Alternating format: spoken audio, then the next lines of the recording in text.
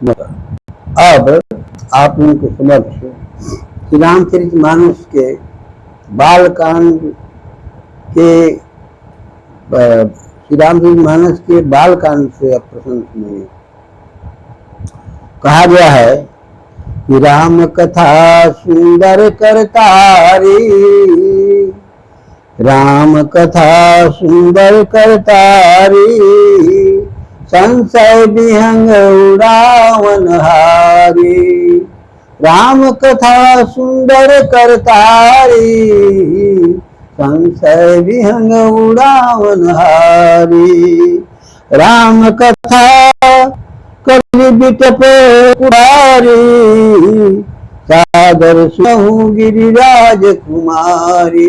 शंकर भगवान कह रहे हैं पार्वती जी से, क्या है पार्वती, तुम आदर के साथ इन बातों को सुनो कि राम कथा सुंदर करतारी, राम की कथा है उसकी तुलना सुंदर ताली से, हाथ के कर के हाथ जो ताली है उससे उसकी तुलना की गई है।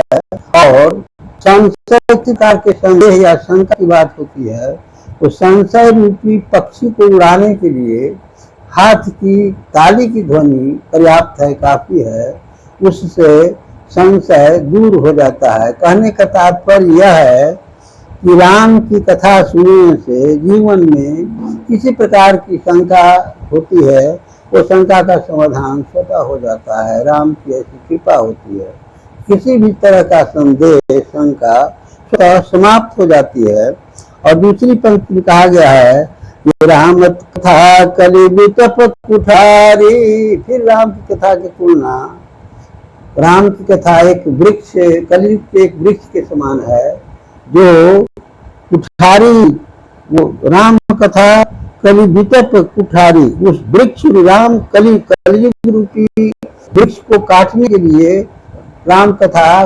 कुठारी कुल्हाड़ी का काम करते हैं। कहने का तात्पर्य है कि कलयुग में बहुत अनर्थ होता है, तो अनर्थ के सुधार के लिए राम की कथा आप सुनेंगे तो जो अनर्थ होता है, जो धर्म के मार्ग पर लोग नहीं चलता है, वो राम कथा सुनने से धर्म के मार्ग का अनुसरण करेगा, सही रास्ते पर चलेगा और उसे कोई कठिनाई नहीं होगी। इसीलिए कहा गया है राम कथा सुंदर करतारी, राम कथा सुंदर करतारी, संशय विहंग उड़ावन हारी। संशय रूपी पक्षी को उड़ाने के लिए तो राम की कथा की तुलना मनुष्य के कर ध्वनि, हाथ की ध्वनि से की गई है। जैसे कहीं पक्षी अगर बैठी हुई है, पक्षी को हाथ की ताली की ध्वनि आवाज देंगे तो वो भाग जाएगा। वैसे ही राम की कथा सुनने से जीवन में किसी प्रकार की जो शंकाएं होगी वो सभी शंकाओं का समाधान हो जाएगा। और राम कथा कलि बिटप कुठारी, सादर सुनहु गिरिराज कुमारी। वो शंकर भगवान कह रहे हैं, क्या है पार्वती, आदर के साथ सुनो कि कलयुग में जो अनर्थ होता है वो सभी अनर्थ राम की कथा सुनने से वो समाप्त हो जाते हैं और सभी लोग धर्म के मार्ग पर चलना शुरू करेंगे। और जब धर्म का अनुसरण करेंगे, सही मार्ग पर चलेंगे, तो उन्हें जीवन में कोई कठिनाई नहीं होगी। इतना ही कहकर मैं अपनी वाणी को विराम देता हूँ। श्रोताओं को नमस्कार।